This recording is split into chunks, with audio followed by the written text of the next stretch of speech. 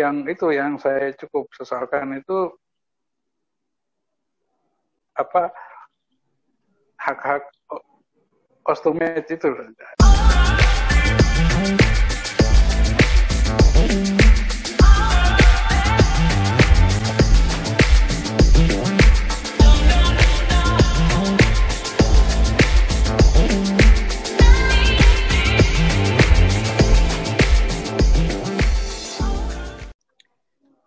Selamat malam sahabat Ostomed.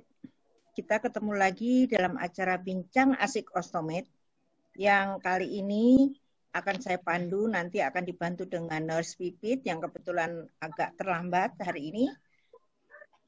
Kali ini kita akan kedatangan tamu, 2 orang yang luar biasa. Yang satu adalah Bapak Umbu LP Tanggela. Ini seorang seniman lukis ya Pak ya. Dan juga seorang ibu rumah tangga yang juga luar biasa, Ibu Dian Anggraini. Selamat malam Pak Umbu. Selamat malam. Selamat malam, Dian.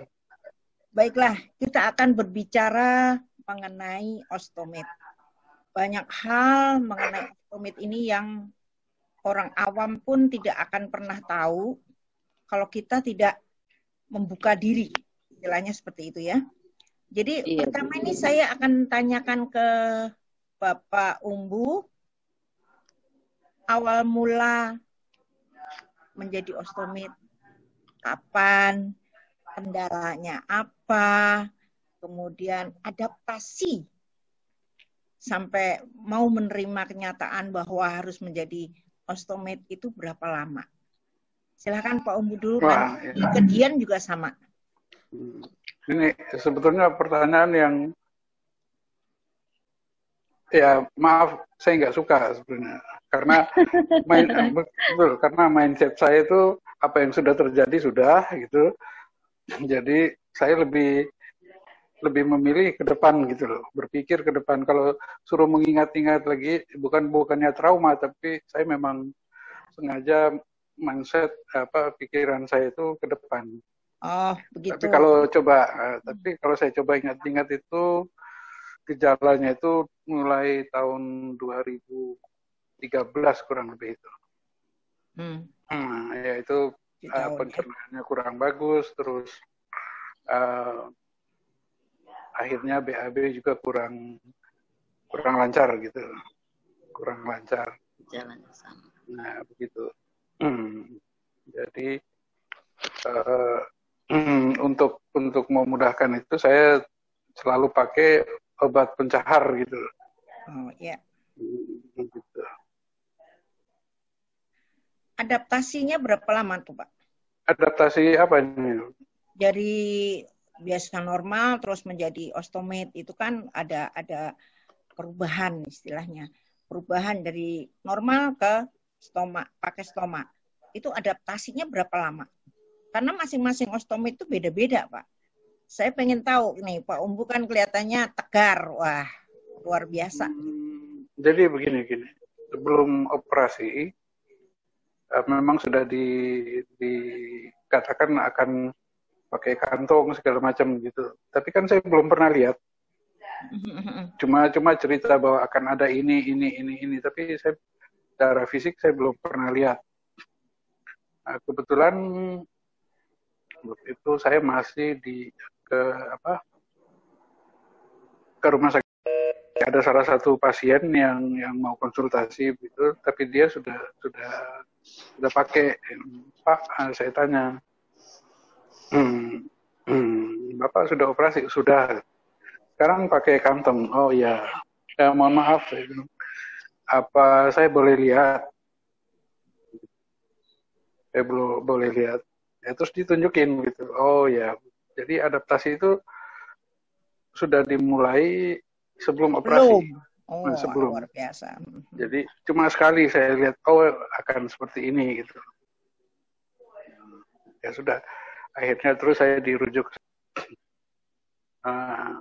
Cuma ya seperti yang dikatakan akan ada operasi, nanti akan pakai kantong gitu. Nah, setelah bergaul dengan Bu Yuli, baru saya tahu kalau seharusnya ada pendampingan. Jadi titiknya di mana, akan ditaruh di sebelah kiri atau kanan, itu saya nggak tahu waktu itu. Jadi pasrah aja gitu loh. Saya pikir yang mau ditaruh sebelah kiri ya kiri, kanan kanan gitu. Tapi ternyata setelah bergaul dengan Bu Yuli, ada ini ada kekuatan ya Pak. Jadi tadinya saya hampir nggak mau operasi, hampir nggak mau. Cuma karena disupport sama keluarga, istri, anak-anak itu terutama, jadi ya oke aja gitu. Saya pikir ya mau, karena mereka yang ada di sekitar saya, ya saya harus nggak apa-apa saya jalanin. Tapi kalau saya sendiri mungkin akan berbeda gitu. Betul Pak. Tapi itu malah yang menyelamatkan loh Pak. Betul? Nah, iya. Maksudnya menyelamatkan hidup kita. Kemungkinan kalau umpamanya Pak Umbu tidak mau dioperasi, tidak bersedia untuk operasi, kemungkinan udah beda ceritanya. Iya. Karena mau menerima kondisi seperti itu, akhirnya Pak Umbu, ya seperti inilah saya sekarang, gitu ya. Iya. Ada kendala nggak Pak selama ini dengan pakai stoma itu ya, dengan stomanya? Apakah ada kendala setiap, kan Bapak kayaknya sibuk sekali, selalu ada event apa itu kan selalu aktif gitu. Ya. Memang sebelum dan sesudah itu tentu berbeda ya. Ya itu jadi satu kendala. Tapi ya kita terima sebagai itu memang kenyataan. Jadi kita terima itu sebagai satu kenyataan. Ya sudah, mau gimana lagi gitu. Jadi kalau kendala untuk secara fisik untuk bergerak ya memang kalau jongkok itu agak susah gitu. Jadi kalau kita misalnya saya mengerjakan sesuatu yang harus di bawah itu memang agak repot. Iya. Agak repot. Tapi kalau yang lain ya saya berusaha beradaptasi aja dengan kondisi yang ada gitu. Kegiatan Bapak sekarang selain di event-event itu melukis atau apa lagi Pak? Yang maksudnya tuh tidak begitu banyak mempengaruhi stoma. Ada hobi atau apa gitu? Ya saya ini aja membuat desain melukis juga, tetap melukis, kecil-kecil. Apa lagi ya? Ada saja yang saya kerjakan ya. Kadang-kadang ngurus tanaman, kadang-kadang main-main dengan ikan gitu. Gitu. Jadi kadang-kadang saya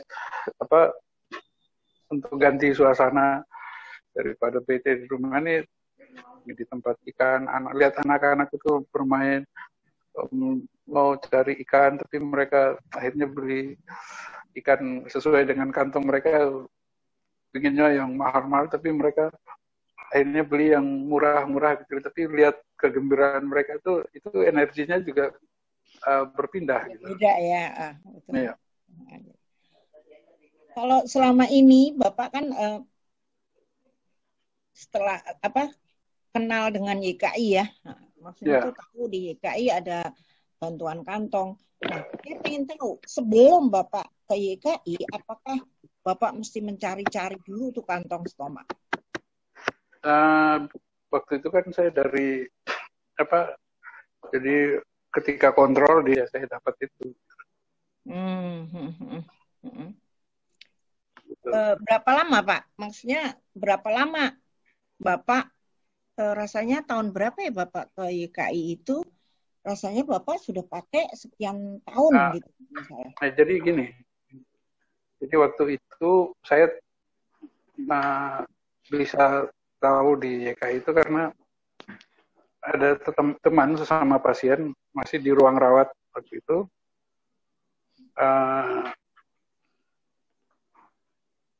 Itu kenalan sama istri salah satu pasien itu, ya ngobrol-ngobrol terus istri saya diajak ke itu ketemu Bu Yuli.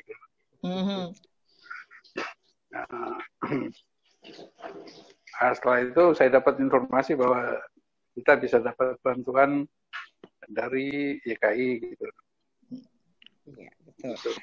Nah, Pak, selama ini Bapak pakai kantong itu berapa lama, Pak? Maksudnya tuh Ya. apakah bisa bertahan lama atau bagaimana? Atau awal-awalnya repot atau bagaimana?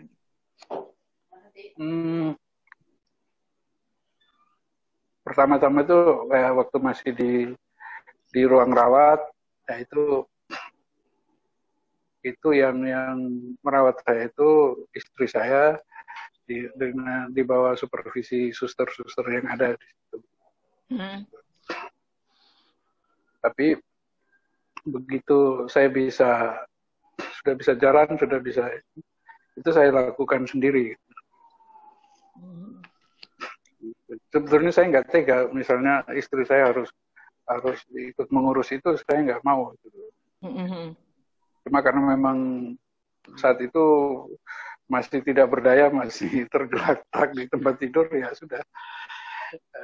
Jadi waktu itu stomanya masih dipasang miring gitu. Jadi sambil tidur kan bisa gitu. Betul. Kalau cuma pada saat ini yang saya cukup sesalkan itu hak-hak ostomed itu.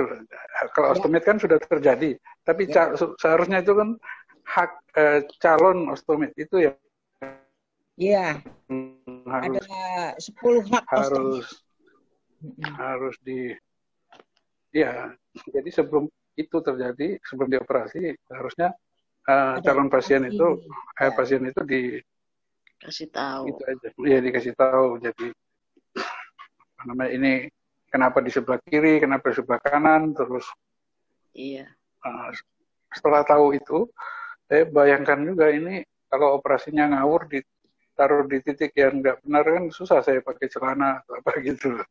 Iya, betul. Gitu. Sementara ini Bapak di sebelah kanan atau kiri? Sekarang ini? Kiri. Kiri ya, berarti kolostomi ya, bukan iliostomi. Beruntung Pak. Kalau yang iliostomi yang sebelah kanan itu lebih inilah, nggak ada. Lebih repot. Nggak ada jedanya terus-terusan.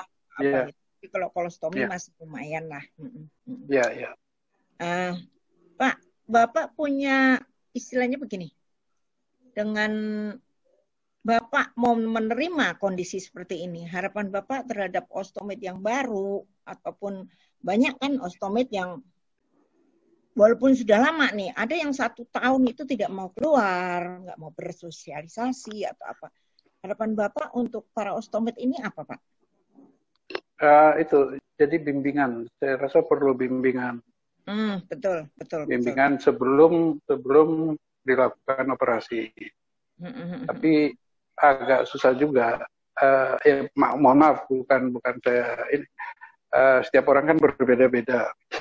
Jadi kemampuan beradaptasi juga bisa berbeda-beda. Itu yang bisa jadi kendala. Nah, yang paling repot itu kalau ostomed tersebut tidak mau berdamai dengan keadaannya gitu. Jadi merasa orang yang paling menderita, orang yang sial, orang yang segala macam. Itu dia akan susah terus kalau begitu. Dia akan susah. Karena tidak mau kenyataannya sudah berbeda, tapi tetap tidak mau menerima kenyataan yang ada gitu. Nah, itu yang agak repot. Jadi walaupun sudah ada bimbingan segala macam, tapi kalau sifat dasarnya susah menerima pencerahan gitu, ya susah juga gitu. Betul. Jadi pengalaman saya itu banyak ketika masih kontrol terus di dokter digestif itu, saya ketemu banyak pasien-pasien itu yang mau kontrol juga itu. Nah, itu kasihan sekali, banyak yang masih jauh lebih muda dari saya, tapi itu sedih, mukanya itu nggak ceria gitu. Istilahnya masih menolak lah ya. Ya, masih menolak dan ya merasa paling menderita, paling sial. Nah, terus ada yang pendampingnya itu keluarganya yang tanya, karena saya ngurus obat segala macam itu saya sendiri kan. Jadi ketika saya merasa saya mampu sendiri, saya berangkat sendiri kontrol. Jadi saya nggak pernah ditemani istri kecuali awal-awal. Setelah saya ngerti semua dan kondisi fisik saya rasa mampu, saya berangkat sendiri. Jadi waktu saya kadang-kadang berdebat juga dengan orang-orang di apotek, dengan ini ada dengan orang-orang lain yang tidak mau antri gitu. Jadi ada yang main selonong gitu kan. Terus ada ibu-ibu, bapak-bapak tanya, Bapak ngantar siapa gitu. Enggak, saya enggak ngantar, saya ngantar diri saya sendiri. Loh, sakitnya apa, gini-gini cerita. Loh, itu adik saya, katanya adik saya sama dengan Bapak. Nah, usia Bapak berapa saya sebut. Saya tanya, itu usianya berapa? Ternyata masih muda gitu. Masih muda. Nah, kenapa ini adik saya ini begitu ya, sedih terus katanya. Bukan seperti Bapak ini seperti orang yang mengantar pasien katanya.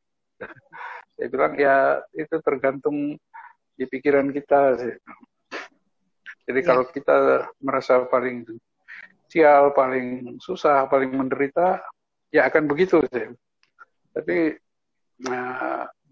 titik yang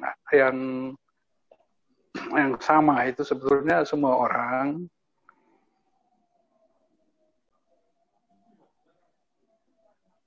itu takut mati. Dia orang lain nggak mati, semua orang akan mati, cuma jalannya beda-beda.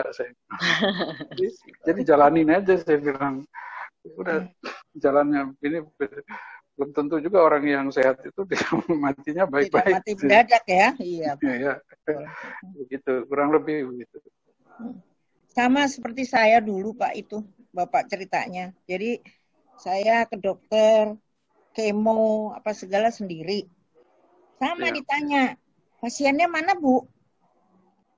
Loh, pasiennya saya bilang. Nah, di situ jadi memang kalau kita mau menerima kondisi, karena memang sudah seperti ini, itu jalannya akan baik-baik aja. Istilahnya itu apa yang kita jalani lancar-lancar saja, seperti menjalani kemo atau radiasi atau berobat atau kontrol itu rasanya tidak ada masalah gitu ya Pak. Tapi kalau kita tidak mau menerima, rasanya berat, apa-apa mau ini kok aku susah banget ya, aku menderita ya, aku begini-begini. Nah, ini suatu contoh buat ostomit baru bahwa dengan stoma tidak akan mengganggu aktivitas, satu juga, dua malah memperpanjang hidup kita, istilahnya gitu.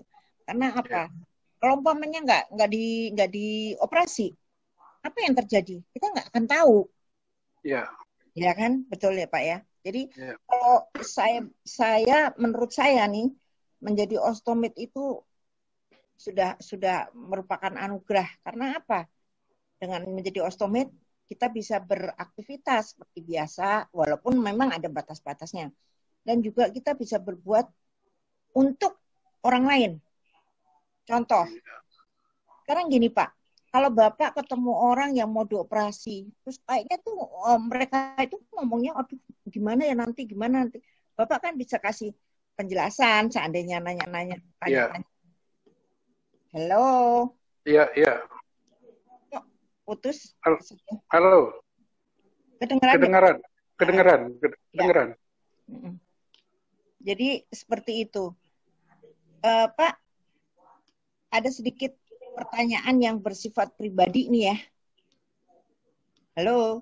Iya. Maaf kalau menyinggung atau apa gini. Sebagai seorang suami ya istilahnya gitu.